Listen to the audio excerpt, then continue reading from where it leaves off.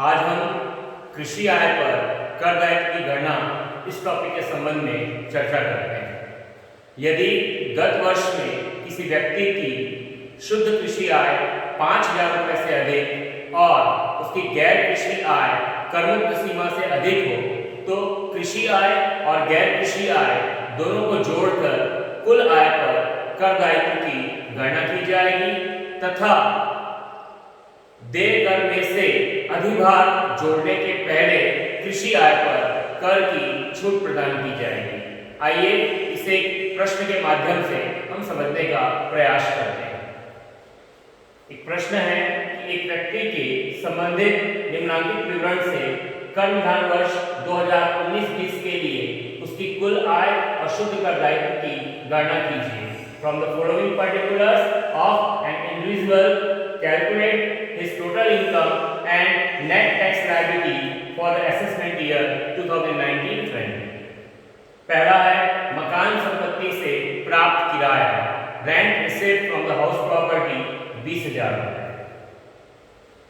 दूसरा है दीर्घकालीन पूंजी लाभ, लॉन्ग टर्म कैपिटल गेन 30,000 रुपए। तीसरा है स्वयं के व्यापार का लाभ, प्रॉफिट फ्रॉम ओन बिजनेस 6,31,000 रुपए। चौथा है income from lottery gross, lottery से आय सकल 1,00,000 रुपए। और पांचवा है नेट एग्रीकल्चर इनकम, शुद्ध कृषि आय 10,000 रुपए। तो अब यहाँ पर अगर हम देखें तो ये जो शुद्ध कृषि आय है ये 10,000 रुपए है, अर्थात 5,000 रुपए से अधिक है।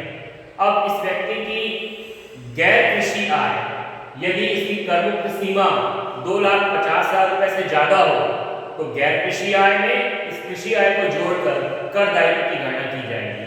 आइए इसको हम हल के माध्यम से समझते हैं। सबसे पहले हम उसकी कुल आय की गणना करेंगे। Calculation of total income for the assessment year 2019-20। कुल आय की गणना कर्मधान वर्ष 2019-20 के लिए। आय का पहला शीर्षक इनकम फ्रॉम सैलरी, वेतन से आय, जो प्रश्न में नहीं है, निल। आय का दूसरा शीर्षक इनकम फ्रॉम हाउस प्रॉपर्टी, मकान संपत्ति से आय, जिसमें हमारे प्रश्न में मकान का किराया दिया है। तो किराया इस मकान का वार्षिक मूल्य होगा, एनुअल वैल्यू होगी 20,000 रुपए। इस वार्षिक मूल्य में धारा 24 की 30% वैधानिक कटौती दी जाती है। तो स्टैंडर्ड डिडक्शन वैधानिक कटौती में घटा देंगे 30% ऑफ एनुअल वैल्यू, वार्षिक मूल्य का 30%। तो 20,000 रुपए का 30% 6,000 रुपए घटाने के बाद मकान की क्रयोग्य आय 14,000। आय का तीसरा शीर्षक व्यापार से आय, इनकम फ्रॉम बिजनेस 6,31,000 रुपए, तो 6,31,000। आय का चौथा शीर्षक कैपिटल गेन, पूंजी लाभ, जिसमें प्रश्न के अनुसार लॉन्ग टर्म कैपिटल गेन, दीर्घकालीन पूंजी लाभ 30,000। आय का पांचवा और आखिरी शीर्षक इनकम फ्रॉम अदर सोर्सेज, अन्य साधनों से आय, जिसमें लॉटरी का इनाम है, सकल है 1,00,000 रुपए। तो लॉटरी इस पर है।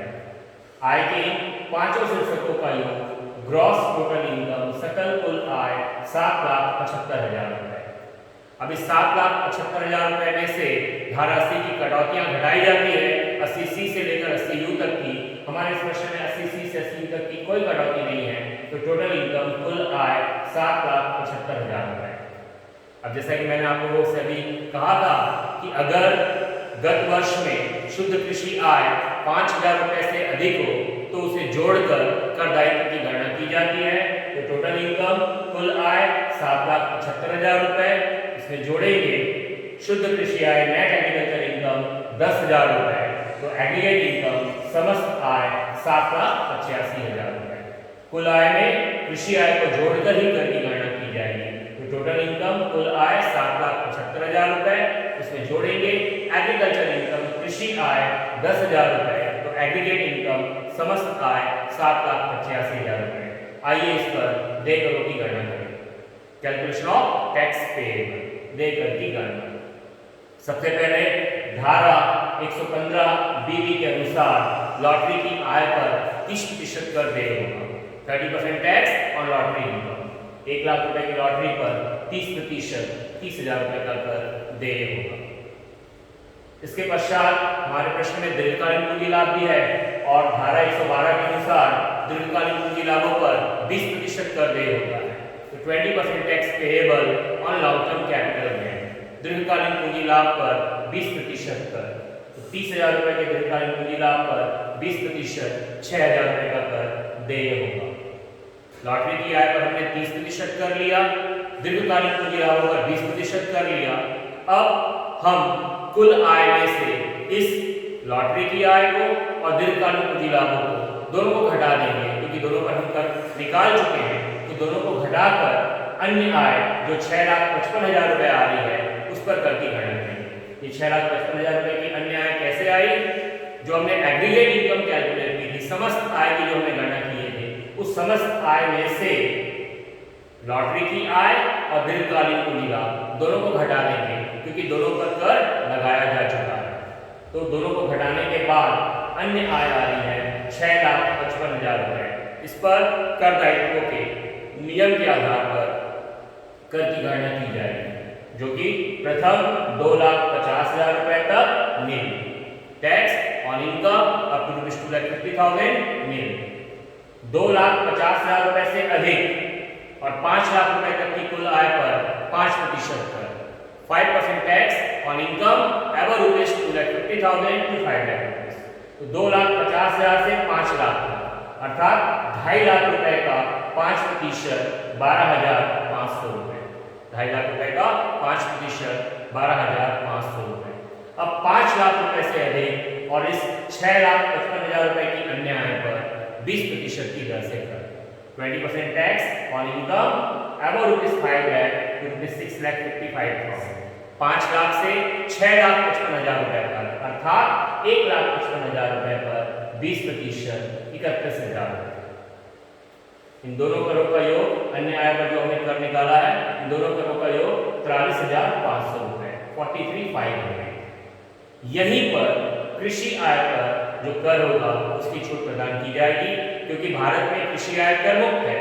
लेकिन नियम क्या कहता है? अगर गत वर्ष में शुद्ध कृषि आय 5,000 रुपए से अधिक हो और गैर कृषि आय कर मुक्त सीमा 2.5 लाख रुपए से ज्यादा हो, तो गैर कृषि आय में कृषि आय को जोड़कर करों की गणना की जाती है। इसी नियम के तहत हमने कृषि आय को जोड़ते हुए इन करों की गणना की है। तो इन करों में कृषि आय पर कर शामिल है, तो उसकी छूट यहाँ पर प्रदान की जाएगी, टैक्स ऑन एग्रीकल्चर इनकम, कृषि आय पर कर। अब कृषि आय पर कर की छूट कितनी हो सकती है? जो कर के दरें हैं उन्हीं दरों के आधार पर कृषि आय पर छूट प्रदान की जाती है। अर्थात प्रथम 2,50,000 रुपए तक की कृषि आय पर 5% की छूट दी जाएगी। कृषि आय 2,50,000 रुपए से ज्यादा हो तो अगले 5 लाख रुपए तक 20% की छूट दी जाएगी, और कृषि आय अगर उससे भी ज्यादा हो तो अधिक की कृषि आय पर 30% की छूट दी जाएगी। अभी हमारे इस प्रश्न में कृषि आय केवल 10,000 रुपए है, तो उस पर केवल 5% की छूट दी जाएगी। तो 10,000 रुपए का 5% 500 रुपए की छूट प्रदान कर देंगे। तो 43,500 में से 500 रुपए की छूट प्रदान करने के बाद कर होगा 43,000 रुपए। समस्त करों का योग 79,000 रुपए। अब कर की इस राशि पर अधिभार जोड़ा जाता है, सरचार्ज ऐड करते हैं, पर अधिभार तभी जुड़ता है जब कुल आय 50 लाख रुपए से अधिक हो।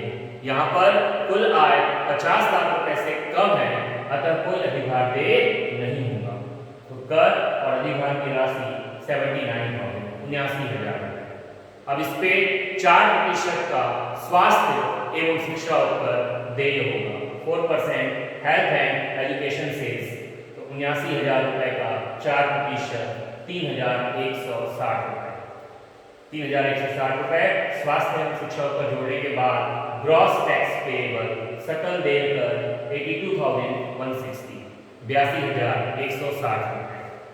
अब इसमें से टैक्स डिडक्टेड सोर्स, स्रोत पर कर की कटौती, स्रोत पर कर की कटौती कब और किस पे की जाएगी? क्योंकि आकस्मिक आय, लॉटरी की आय 10,000 रुपए से अधिक है, अतः उस पर टीडीएस काटा जाएगा। तो टैक्स डिडक्टेड सोर्स, स्रोत पर कर की कटौती 30% ऑन लॉटरी इनकम, लॉटरी की आय पर 30% कर, 1 लाख की लॉटरी पर 30% 30,000 रुपए घटाने के बाद नेट टैक्स पेएबल शुद्ध देय कर 52,160 52,160 रुपीज। तो इस तरह से ये कृषि आय पर कर दायित्व की गणना हमने की। आइए एक और प्रश्न के माध्यम से कृषि आयों पर कर दायित्व को हम समझने का प्रयास करते हैं। एक प्रश्न और मैंने लिया है, कर धन वर्ष 2019-20 के लिए निम्नलिखित विवरणों से श्री मोहन की कर योग्य आय और सकल कर दायित्व की गणना कीजिए। Compute taxable income and the gross tax liability of Shri Mohan for the assessment year 2019-20 for the following particulars. पहला है ग्रॉस सैलरी, सकल वेतन 6,02,500 रुपये। मकान संपत्ति से किराया, रेंट फ्रॉम हाउस प्रॉपर्टी 60,000 रुपये। Interest on bank deposits, bank जमा पर ब्याज after deduction of tax at source, उद्गम स्थान पर कर की कटौती के पश्चात 10,800 रुपये। बैंक जमा पर ब्याज यदि 10,000 रुपये से अधिक प्राप्त होता है तो उस पर 10% स्रोत पर कर की कटौती बैंक के द्वारा की जाती है। यहाँ पर जो बैंक जमा पर ब्याज है ये 10,800 रुपये है, 10,000 से अधिक है, इसलिए इस पर स्रोत पर कर की कटौती की गई है 10% की दर से। तो जब हम कुल आय की गणना करेंगे तो क्योंकि ये ब्याज शुद्ध ब्याज है, इस पर स्रोत पर कर की कटौती की गई है, तो शुद्ध ब्याज को हमें सकल करना होगा। अगला है घुड़दौड़ से आय, इनकम फ्रॉम हॉर्स रेस 20,000 रुपये। एग्रीकल्चर इनकम, कृषि आय, एग्रीकल्चर इनकम कृषि आय ये भी है 20,000 20,000 रुपये। अब यहाँ पर जो कृषि आय है ये नियमानुसार अगर हम देखें तो 5,000 रुपये से अधिक है। अब क्योंकि कृषि आय 5,000 रुपये से अधिक है तो गैर कृषि आय में कृषि आय को शामिल कर दायित्व की गणना की जाएगी, जो आगे भी हम समझने का प्रयास करेंगे। इसके पश्चात है लॉन्ग टर्म कैपिटल लॉस, दीर्घकालीन पूंजी हानि 25,000 रुपये। दीर्घकालीन पूंजी हानि की पूर्ति केवल और केवल दीर्घकालीन पूंजी लाभों से ही की जा सकती है, अन्य किसी लाभ से इसकी पूर्ति नहीं की जा सकती। अगर दीर्घकालीन पूंजी हानि की पूर्ति नहीं हो पा रही है तो उसे अगले कर निर्धारण वर्ष में पूर्ति करने हेतु कैरी फॉरवर्ड कर दिया जाता है, आगे ले जाया जाता है। इसके पश्चात है शॉर्ट टर्म कैपिटल गेन, अल्पकालीन पूंजी लाभ, जो प्रश्नानुसार 40,000 रुपये है। फिर है किसान विकास पत्र पर ब्याज, इंटरेस्ट ऑन किसान विकास पत्र 5,000 रुपये, जो कि अन्य साधनों की आय शीर्षक में कर योग्य होता है। ये taxable income from other sources है। लास्ट है कि श्री मोहन ने कृषि आय में से जीवन बीमा प्रीमियम का भुगतान किया 10,000 रुपये। Life insurance premium paid by Shri Mohan out of his agriculture income 10,000 rupees. Mohan ने अपनी जीवन बीमा प्रीमियम का भुगतान अपनी कृषि आय में से किया है, लेकिन उसकी जीवन बीमा प्रीमियम को उसकी कृषि आय में से नहीं घटाया है। जीवन बीमा प्रीमियम की जो कटौती मिलती है वो सकल कुल आय में से धारा 80C के अंतर्गत कटौती दी जाती है। तो ग्रॉस टोटल इनकम सकल कुल आय में से इस जीवन बीमा प्रीमियम की धारा 80C में कटौती दी जाएगी। आइए इसका हल हम समझते हैं। Calculation of total income of Shri Mohan और असेसमेंट ईयर 2019-20। श्री मोहन की कुल आय की गणना कर निर्धारण वर्ष 2019-20 के लिए। आय का पहला शीर्षक इनकम फ्रॉम सैलरी, वेतन से आय, जिसके अंतर्गत हमारे प्रश्न में ग्रॉस सैलरी सकल वेतन है 6,02,500। कर निर्धारण वर्ष 2019-20 में सकल वेतन में से धारा 16 की 40,000 रुपये की वैधानिक कटौती दी जाती है। तो स्टैंडर्ड डिडक्शन वैधानिक कटौती 40,000 रुपये घटाने के बाद 5,62,500 रुपये, 5,62,500 टैक्सेबल सैलरी, कर योग्य वेतन। आय का दूसरा शीर्षक इनकम फ्रॉम हाउस प्रॉपर्टी, मकान संपत्ति से आय, जिसमें हमारे प्रश्न में मकान का किराया दिया हुआ है, रेंट ऑफ हाउस। तो मकान का किराया, उस मकान का वार्षिक मूल्य हो जाएगा, एनुअल वैल्यू हो जाएगी 60,000 60,000 रुपये। उस 60,000 रुपये के वार्षिक मूल्य में धारा 24 की 30% की वैधानिक कटौती घटाई जाएगी। तो माइनस कर देंगे स्टैंडर्ड डिडक्शन, वैधानिक कटौती 30% ऑफ एनुअल वैल्यू, इस वार्षिक मूल्य का 30%, 60,000 रुपये का 30%, 18,000 रुपये। 18,000 रुपये घटाने के बाद टैक्सेबल इनकम कर योग्य आय 42,000 42,000। आय का तीसरा शीर्षक इनकम फ्रॉम बिजनेस व्यापार से आय, जो हमारे प्रश्न में नहीं है, निल। आय का चौथा शीर्षक कैपिटल गेन पूंजी लाभ। इस शीर्षक के अंतर्गत हमारे प्रश्न में लॉन्ग टर्म कैपिटल लॉस है, दीर्घकालीन पूंजी हानि है। अगर लॉन्ग टर्म कैपिटल लॉस है, दीर्घकालीन पूंजी हानि है, तो दीर्घकालीन पूंजी हानि की पूर्ति केवल दीर्घकालीन पूंजी लाभ से ही की जा सकती है और किसी लाभ में से नहीं। और क्योंकि यहाँ पर कोई दीर्घकालीन पूंजी लाभ नहीं हुआ है, तो इस हानि को पूर्ति करने के लिए, अगले कर विधान वर्ष में पूर्ति करने के लिए कैरी फॉरवर्ड कर दिया जाएगा। तो long term capital loss carry forward, ये कैरी फॉरवर्ड हो जाएगी 25,000। इसके पश्चात इसी शीर्षक में अल्पकालीन पूंजी लाभ शॉर्ट टर्म कैपिटल गेन, तो टैक्सेबल होगा, कर योग्य होगा 40,000। आय का पांचवा और आखिरी शीर्षक इनकम फ्रॉम अदर सोर्सेज, अन्य साधनों से आय, जिस पर है interest on bank deposit, bank जमा पर ब्याज। प्रश्न पढ़ते समय ही मैंने आपको समझाया था, बैंक जमा पर जो ब्याज प्राप्त हुआ है वो 10,800 रुपये है, 10,000 रुपये से अधिक है और प्रश्न के अनुसार उस पर उद्गम स्थान पर कर की कटौती की गई है। उद्गम स्थान पर कर की कटौती की गई है। बैंक जमा पर ब्याज पर 10% टीडीएस काटा जाता है यदि वो ब्याज 10,000 रुपये से अधिक है। अर्थात यहाँ पर जो ब्याज प्राप्त हुआ है ये शुद्ध ब्याज है, तो इसे सकल ब्याज बनाकर कर योग्य किया जाएगा। क्योंकि 10% टीडीएस काटा गया है, मतलब शुद्ध ब्याज 90% है, तो सकल करने के लिए इसे 100/90 किया जाएगा। तो 10,800 का 100/90 12,000 रुपये कर योग्य होगा। इसी शीर्षक में घुड़दौड़ से आए इनकम फ्रॉम हॉर्स रेस, जो कि 20,000 रुपये है, और किसान विकास पत्र पर ब्याज था जो कि 5,000 रुपये है। इंटरेस्ट ऑन किसान विकास पत्र 5,000 रुपीज। तो अन्य साधनों की कुल आय हो गई 37,000। आय की पांचों शीर्षकों का योग ग्रॉस टोटल इनकम सकल कुल आय 681,500 6,81,500 रुपये। अब इसमें धारा सीसी की कटौती घटाई जाएगी, जो प्रश्न में था लाइफ इंश्योरेंस प्रीमियम, जीवन बीमा प्रीमियम 10,000 रुपये। 10,000 रुपये की जीवन बीमा प्रीमियम घटाने के बाद टोटल इनकम कुल आय 6,71,500 रुपये। टोटल इनकम कुल आय 6,71,500 रुपये। अभी जो 6,71,500 रुपये की कुल आय आई है, इसमें हम कृषि आय को जोड़ेंगे, क्योंकि नियमानुसार अगर कृषि आय 5,000 रुपये से अधिक हो तो उसे गैर कृषि आय में शामिल कर दायित्व की गणना की जाती है। तो गैर कृषि आय, या ये कहें कि टोटल इनकम कुल आय 6,71,500 रुपये प्लस एग्रीकल्चर इनकम कृषि आय 20,000 रुपये, दोनों को शामिल करते हुए एग्रीगेट इनकम समस्त आय 6,91,500 रुपये। इस 6,91,500 रुपये की समस्त आय पर कर की गणना होगी और उसमें कृषि आय पर जो कर है उसकी छूट प्रदान की जाएगी। आइए किस तरह से होगा उसे समझते हैं।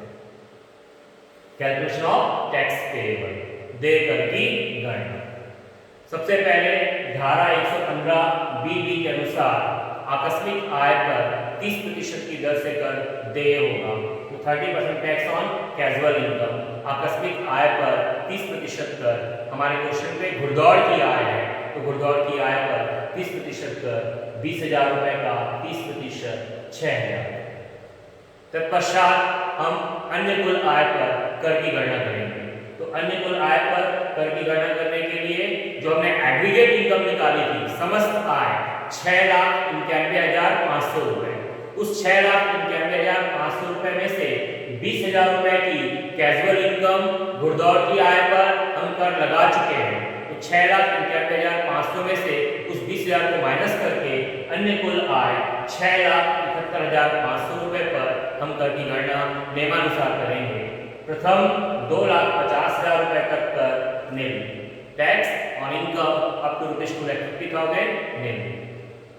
2,50,000 रुपये से अधिक किंतु 5 लाख रुपए तक की कुल आय पर 5% की दर से कर, 5% tax payable on income above ₹2,50,000 to 5 lakh rupees.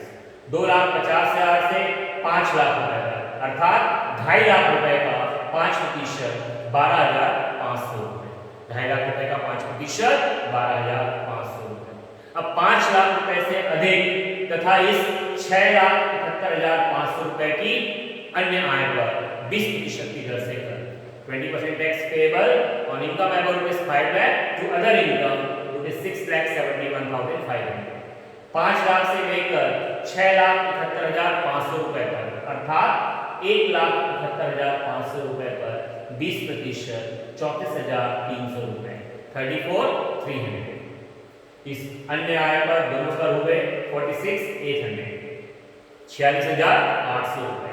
ये जो 46,800 रुपए का कर हुआ है, इसी में से कृषि आय पर कर की छूट प्रदान की जाएगी। Tax on agriculture income minus करेंगे। कृषि आय पर कर की छूट किन दरों से प्रदान की जाती है?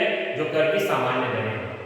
2,50,000 रुपए तक अगर कृषि आय है तो उस पर 5% की दर से छूट प्रदान की जाएगी। हमारे प्रश्न में कृषि आय 20,000 रुपए की थी, तो 20,000 रुपए की कृषि आय पर 5% की दर से 1,000 रुपए की छूट हम घटा देंगे। इस छूट को घटाने के बाद कर बनेगा 45,800 रुपए ₹45,800। समस्त करों का योग 51,800 रुपए 51,800। अब कर की इस राशि पर अधिभार जोड़ा जाता है, पर अधिभार तभी जोड़ते हैं जब कुल आय 50 लाख रुपए से ज्यादा हो, और यहाँ पर कुल आय 50 लाख रुपए से कम है, अतः कोई अधिभार नहीं जुड़ेगा। तो कर एवं अधिभार की राशि पुनः 51,800। अब इस पर 4% का स्वास्थ्य एवं शिक्षा पर जोड़ा जाएगा। 4% हेल्थ एंड एजुकेशन से ऐड करेंगे। 51,800 रुपए का 4% 2,072 रुपए 2072 2072 रुपए। जोड़ने पर ग्रॉस टैक्स पेएबल सकल देय कर 53,872 53,872 रुपए। ये जो ग्रॉस टैक्स पेएबल सकल देय कर 53,872 रुपए आया, वैसे तो इस पे टीडीएस काटा जाता है, पर मैंने यहाँ पर टीडीएस माइनस नहीं किया है, क्योंकि जब आप प्रश्न को पढ़ेंगे तो प्रश्न में सकल देय कर की गणना करने के लिए कहा गया है।